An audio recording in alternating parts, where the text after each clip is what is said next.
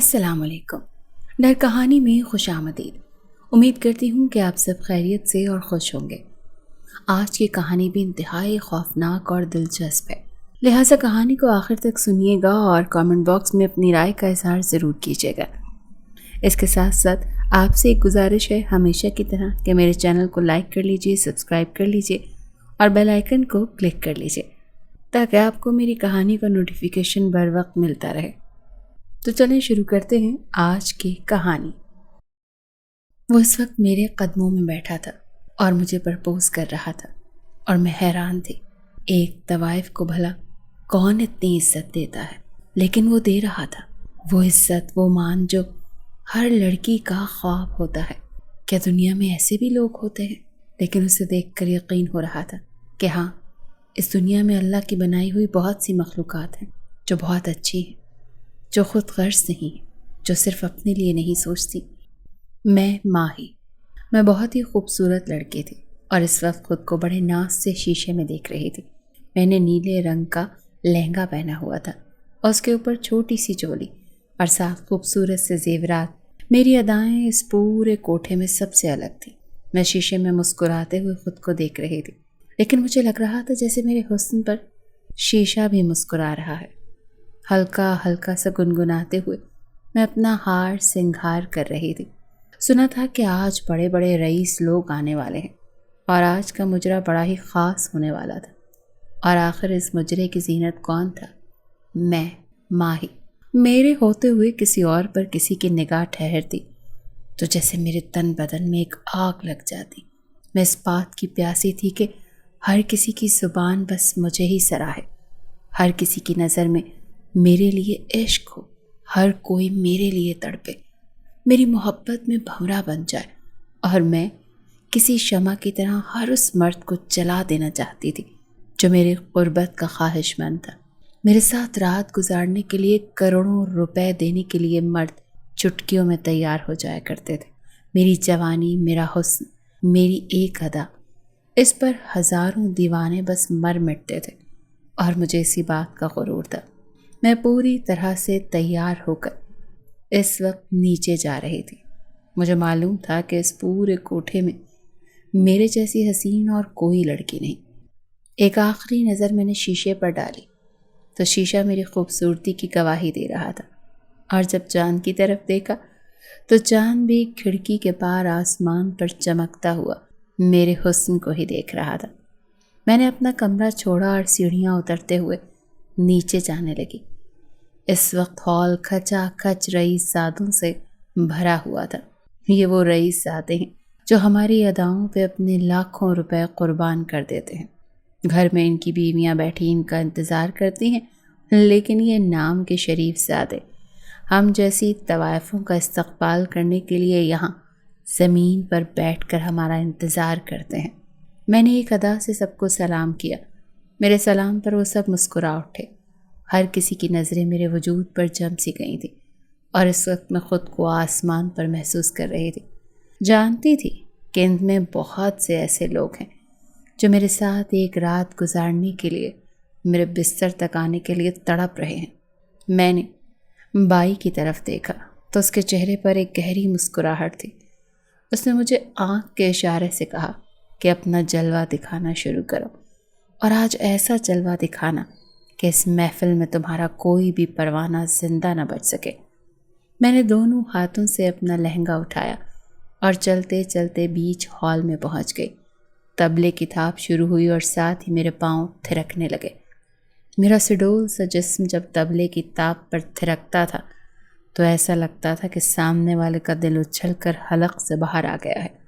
میرے گھنگروں کی چھنکار کے ساتھ میرا رقص بھی دھیرے دھیرے چڑھتی ہوئی رات کی طرح عروج پر پہنچ رہا تھا۔ مجھے دیکھ کر ہر کوئی میری خوبصورتی کے قصیدے پڑھ رہا تھا۔ ایسے رقص کرتے کرتے میں ایک مرد کے پاس پہنچی تو اس نے مجھے دیکھ کر آنکھ ماری اور لاکھوں روپے مجھ پر نچھاور کر دیے۔ میں تقریباً 2 گھنٹے رقص کرتی رہی اور پھر تھک گئی۔ جب بائی کی طرف دیکھا تو اس نے اشارہ کیا کہ اب تم جا سکتی ہو۔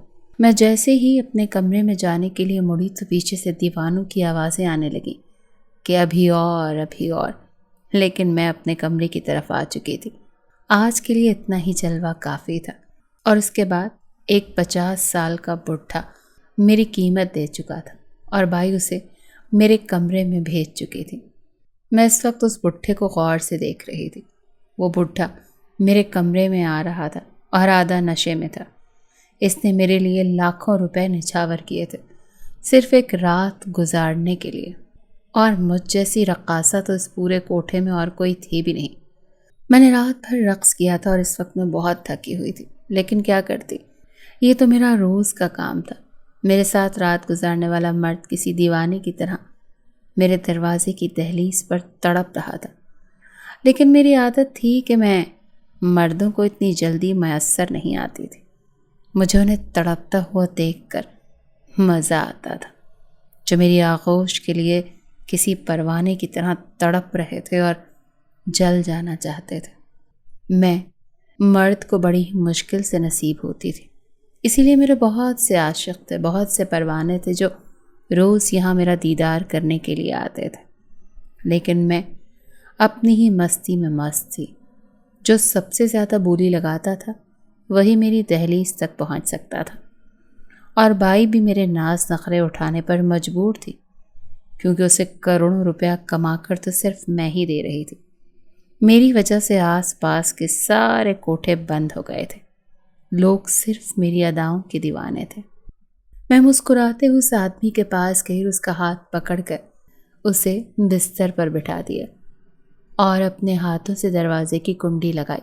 اس کے ہاتھ کانپ رہے تھے، لیکن میرے ہاتھ کنڈی لگاتے ہوئے بالکل بھی نہیں کانپ رہے تھے۔ میں تو پوری طرح خود اعتماد تھی، یہ تو میرا روز کا کام تھا۔ اس بڈھے کی نظریں میرے وجود پر جمی تھی، مگر میں انہیں نہیں دیکھ رہی تھی، بلکہ میں تو شیشے میں آ کر کھڑی ہو کر اپنے بھاری زیورات اتار رہی تھی۔ اور پھر اس بڈھے کے قریب جا کر میں نے اس سے کہا، ذرا یہ میرا بازو بند کھول دیجیے۔ اس نے میرا بازو بند اپنے لبوں سے کھولا۔ اس کے لمس کو چھو کر بھی میرے دل میں کوئی ہلچل نہیں ہوئی، کیونکہ شاید اب میں جذبات سے آ رہی تھی، لیکن وہ بڈھا تو مجھے چھوتے ہی بہکنے لگا۔ وہ کسی بھنورے کی طرح دیوانہ ہو رہا تھا، پروانے کی طرح جلنے کو تیار تھا۔ اس نے میرا بازو بند کھولا تو میں تھوڑی سی جھکی۔ میرا گہرا گلا میرے وجود کی رعنائیوں کو ظاہر کرنے لگا۔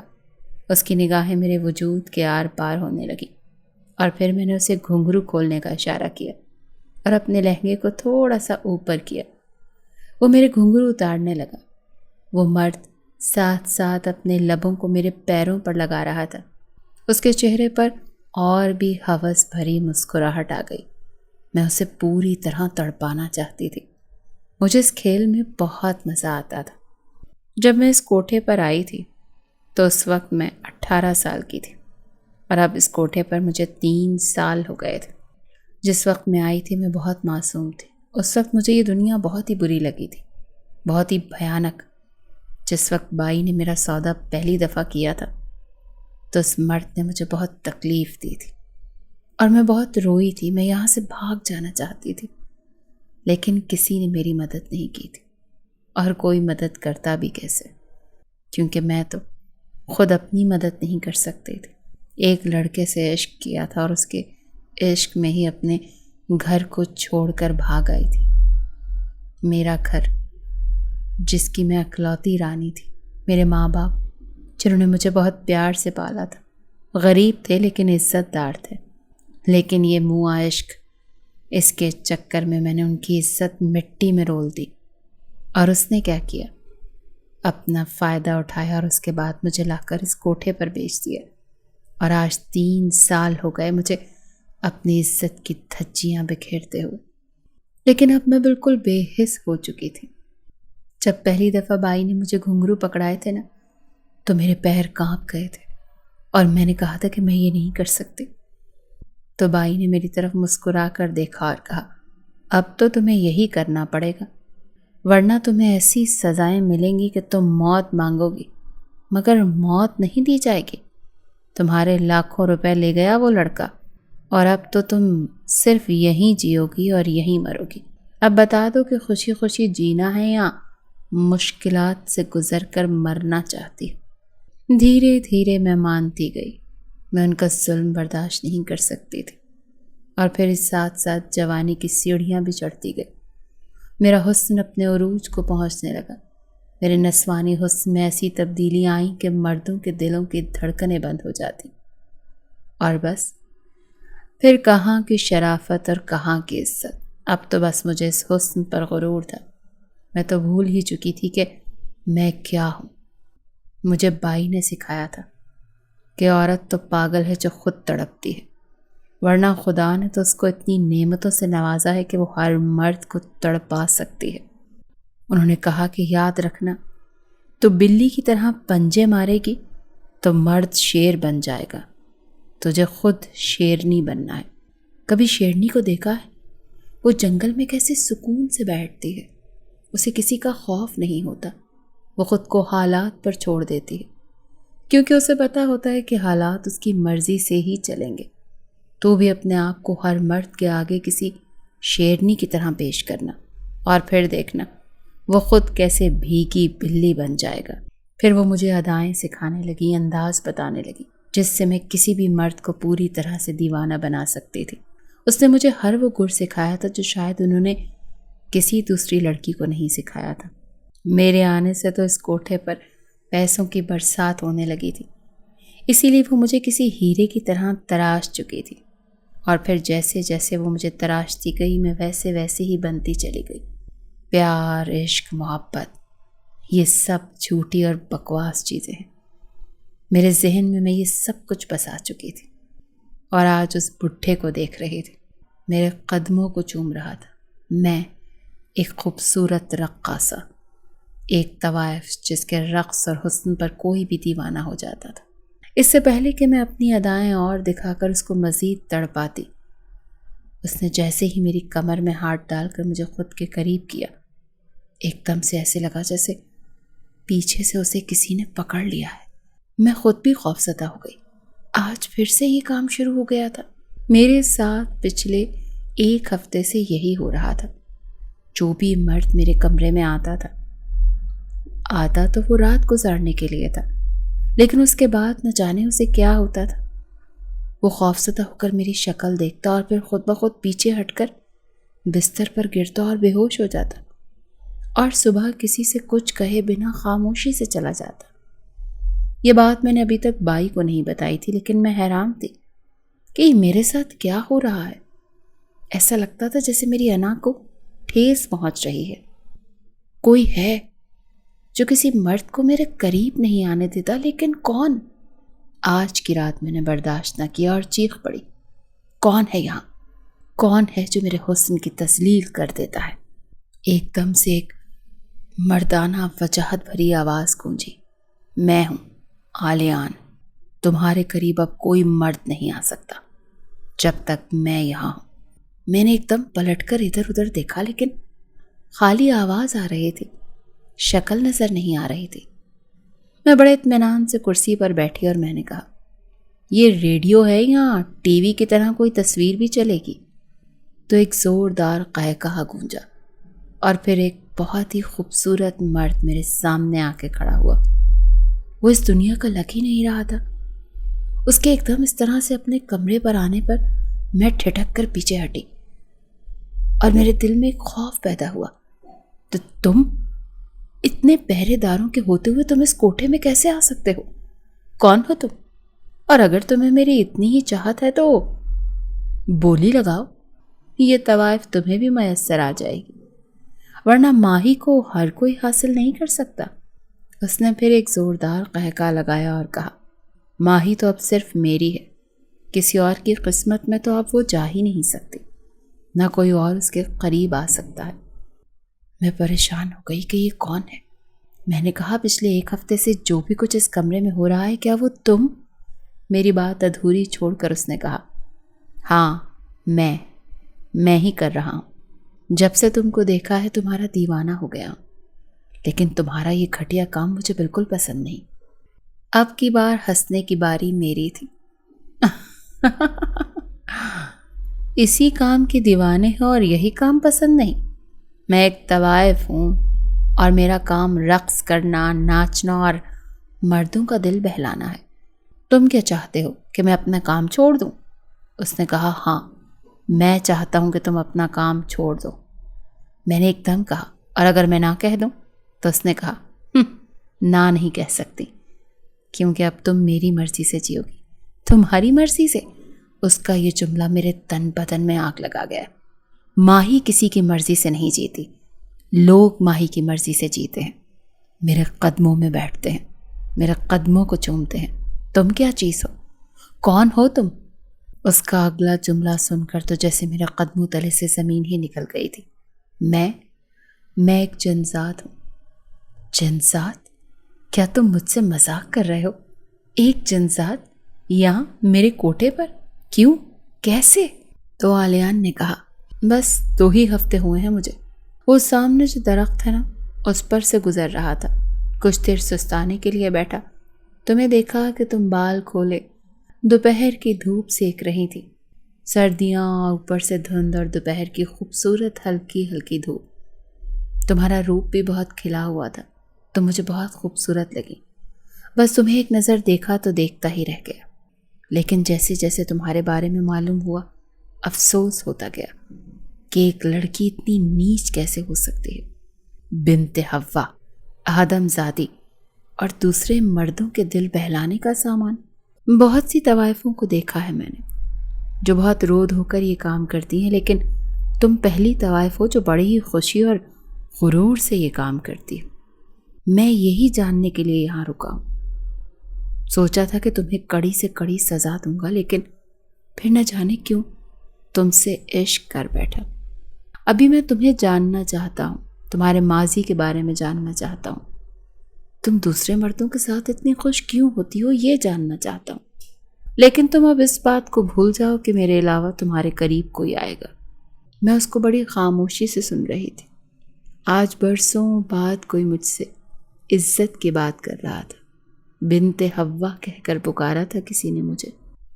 میں نے کہا، اگر تم یہاں 2 ہفتوں سے ہو تو پھر تم نے دیکھا ہوگا کہ یہاں آدم زادے بھی کس طرح سے آتے ہیں، گھر میں اپنی بیویوں کو چھوڑ کر ہمارے اوپر پیسے نچھاور کرتے ہیں، ہماری اداؤں کے اوپر۔ اور میں ماہی، میرا اصلی نام ماہی نہیں ہے، میرا اصلی نام تو ماہرہ ہے، ماہرہ خان زادہ۔ میں ایک بہت اچھے گھر کی بیٹی تھی۔ ہمارے پرکھوں کی بڑی بڑی حویلیاں تھیں، لیکن پھر حالات خراب ہوتے گئے اور غربت نے ہمارے دروازوں پر دستک دی۔ جب میں پیدا ہوئی تو اس وقت میرے ماں ابا بہت غریب ہو چکے تھے، لیکن غربت میں بھی انہوں نے مجھے شہزادیوں کی طرح پالا۔ لیکن میں نے ہی اپنی عزت خود خراب کر لی، عشق کر بیٹھی ایک لڑکے سے، اور اس نے مجھے یہاں بیچ دیا۔ اس کے بعد سے میں نے تمام مردوں کو اپنے قدموں پر جھکانا شروع کر دیا۔ مجھے ذہنی سکون ملتا ہے، دلی تسکین ہوتی ہے ایک مرد کو اپنے قدموں پر جھکا کر۔ آلیان میری طرف بڑے غور سے دیکھ رہا تھا۔ میری آنکھوں سے یہ سب بولتے بولتے ایک آنسو لڑک کر میری گال پر آیا تو اس نے فوراً ہاتھ آگے بڑھایا اور اس آنسو کو زمین پر گرنے سے روک لیا اور اپنے لبوں سے لگا لیا۔ کہنے لگا، یہ بہت قیمتی ہے، کیونکہ آج مجھے تمہارے بارے میں پتہ چل رہا ہے۔ تم جیسی دکھتی ہو ویسی ہو نہیں، لیکن تم سے یہاں پر غلطی ہو گئی ماہرہ۔ تم نے ایک لڑکے سے عشق کیا، اس نے تمہیں دھوکہ دیا اور یہاں بیچ دیا۔ لیکن تم نے کیا کیا؟ تم بھول گئی کہ تم مردوں کو اپنے قدموں میں جھکا نہیں رہی، بلکہ بنت حوا کی عزت لٹا رہی ہو۔ یہ 2 کوڑی کے مرد جو کروڑوں میں تمہاری قیمت لگا کر تمہارے پاس آتے ہیں، اور تم غرور میں آ جاتی ہو کہ واہ کیا قیمت لگائی ہے۔ تم نے ایک دفعہ بھی نہیں سوچا کہ بنت حوا تو بے مول ہے، اس کی تو کوئی قیمت ہی نہیں، اور جس کی قیمت لگ جائے اس کی کوئی عزت نہیں رہتی۔ تم نے خود کے ساتھ یہ کیا کر لیا؟ اسے ایک بے وفا وجود کی خاطر تم نے اپنا وجود ہی مٹا دیا۔ میں اس کی بات سن کر ایک دم روحانسی ہو گئی اور کہا کہ پھر میں کیا کرتی؟ مجھ سے اتنی تکلیفیں، اتنی اذیتیں برداشت نہیں ہو رہی تھیں، اور کسی نے بھی تو میری مدد نہیں کی۔ اتنے سارے مردوں میں کوئی ایک بھی ایسا نہیں تھا جو اس جسم کے اندر اس دل کو دیکھ سکتا۔ ہر کسی نے صرف جسم ہی چاہا، روح چھلی کرتی ہر مرد نے۔ طوائفوں کو کوئی عزت نہیں دیتا۔ تم کس دنیا سے آ گئے ہو؟ مجھے عزت دینے۔ تو عالیان نے کہا، شاید میں اس دنیا کا نہیں ہوں نا، اسی لیے میرے لیے آدم زادی صرف عزت کرنے کی ہی چیز ہے، اور تم جیسی پیاری اور خوبصورت لڑکی تو خاص طور پر قابل احترام ہے۔ تمہارا دل بہت خوبصورت ہے۔ تم مجھ سے صرف ایک بار کہو کہ تم یہاں سے نکلنا چاہتی ہو۔ اگر تم یہاں سے نکلنے پر راضی ہو تو پھر تمہیں کوئی بائی، کوئی طاقت یہاں پر روک نہیں سکتی۔ ہاں، میں نکلنا چاہتی ہوں، لیکن میں نکل کر کہاں جاؤں گی؟ یہ سماج تو مجھے کبھی بھی عزت نہیں دے گا۔ عالیان نے ایک دم کہا، میرا ہاتھ تھام لو، تم اس سماج میں رہو گی ہی نہیں، میں تمہیں اپنی دنیا میں لے جاؤں گا، وہاں جہاں صرف عزت اور احترام ہوگا۔ ہم اشرف المخلوقات کی طرح لوگوں کے ساتھ بھید بھاؤ نہیں کرتے۔ ہم جنات ہیں اور ہم بہت عزت دیتے ہیں۔ جس سے پیار کرتے ہیں پھر تاعمر صرف اسی کے ہو کر رہتے ہیں۔ یقین رکھو، یہ آدم ذات ہے جو بے وفا ہوتی ہے، ہم نہیں۔ تم نے آدم ذات سے عشق کر کے اس کی بے وفائی دیکھی ہے، اب ایک جن پر بھروسہ کر کے اس کی وفا بھی دیکھ لو۔ میرا جی چاہ رہا تھا کہ میں اس کی باتوں پر اعتبار کر لوں، لیکن دل میں ایک ڈر تھا کہ نہ جانے یہ مجھے کس دنیا میں لے جائے۔ لیکن ایک پل کو سوچا اور پیچھے مڑ کر اس بے ہوش بڈھے کو دیکھا تو فوراً سے دل نے فیصلہ کر لیا کہ مجھے عالیان کے ساتھ ہی جانا ہے۔ یہاں رہ کر مجھے کون سا سکون اور عزت نصیب ہوتی ہے؟ عالیان کے ساتھ میں جاؤں گی تو شاید مجھے عزت بھی ملے اور محبت بھی۔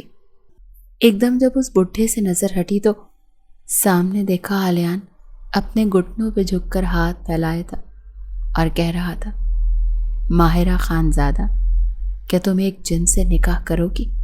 کیا تم میری زندگی میں ہمیشہ کے لیے آ سکتی ہو؟ اپنی دنیا کو میرے لیے ہمیشہ کے لیے چھوڑ سکتی ہو؟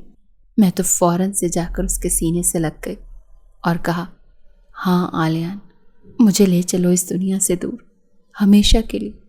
میری ساری زندگی اب صرف تمہاری ہے۔